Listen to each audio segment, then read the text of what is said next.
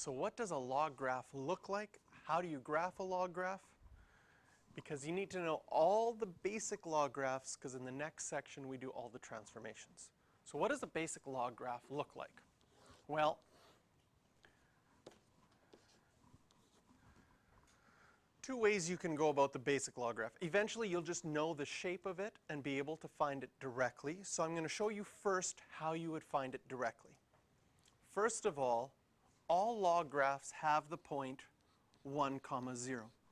Do you remember how all exponential graphs had 0, 1? And if the log is the inverse of an exponential graph, then this is always going to have 1, 0.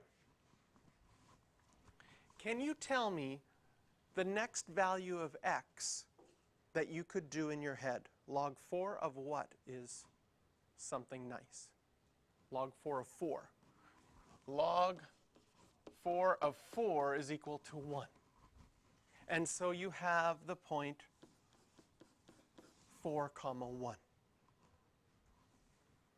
So you're going to find out that all your exponential graphs look like this, which, if you think of it as a sideways, all logarithmic graphs, not exponential, all logarithmic graphs look like this, and it's sort of like a flip of your exponential graph. So that's another way. Sometimes what people do is they think, well, I know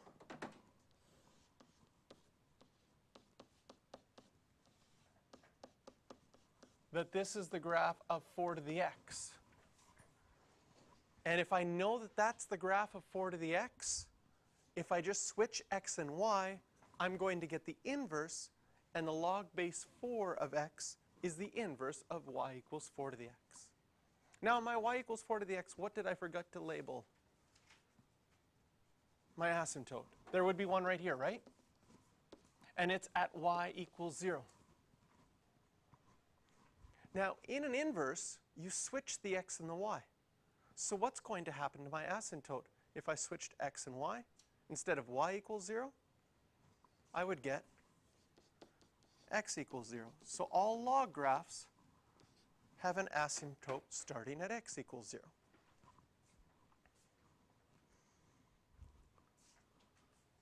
So we've labeled it. We've labeled the x-intercept. It's always going to be 1, 0. We've labeled the asymptote. It's going to be x equals 0. The domain of a basic log graph is that x is bigger than 0. And the range is everything, which kind of makes sense, because if we think about our exponential function up here, the domain was everything, and the range was y is bigger than 0. So all that's happened again is your x and your y values have been switched. So now that you have the graph, this is the graph a log base 4 of x, can you see that the graph of log base 3 of x would be exactly the same, except you'd have 3, 1 instead of 4, 1. And log base 5 of x would have 5, 1, but have the same shape. And we already saw the graph of log base 10 of x is 10, 1. One thing to know, the log button that's on your calculator is log base 10 of x. 10 is the only number that you don't have to write the base. So if someone just wrote log of x and there's no number there, no base, that means that there's a base of 10. The base of 10 is called the common log. Now you have some space at the bottom of page 378. At that space, I'm going to teach you how to graph ln of x. ln of x is another special log. There's the common log, which doesn't write a base. That has a base of 10. ln of x, I think it stands for log naturel. It's like French or something. And its base, ln of x, is the same as log with the base of e. Remember learning that number e, 2.718281828, blah, blah, blah, blah, blah, blah. So how do we graph y equals natural log of x? Well, It's the same as every other log graph. You will have 1, 0. What will you have, 1 now? E, 1. Has the same shape as all other log graphs, has the same asymptote at x equals 0, and that's the graph of the natural log.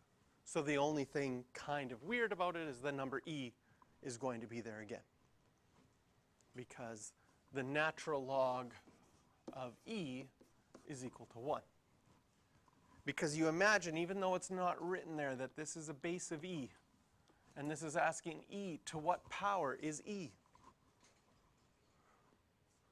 And then the answer to that would be 1, so that's why you have the point e, 1.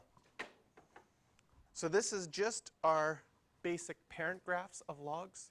Again, in the next part, we'll do all the transformations with all of our parent graphs of logs as well. Questions you can do for this one are 10 and 11.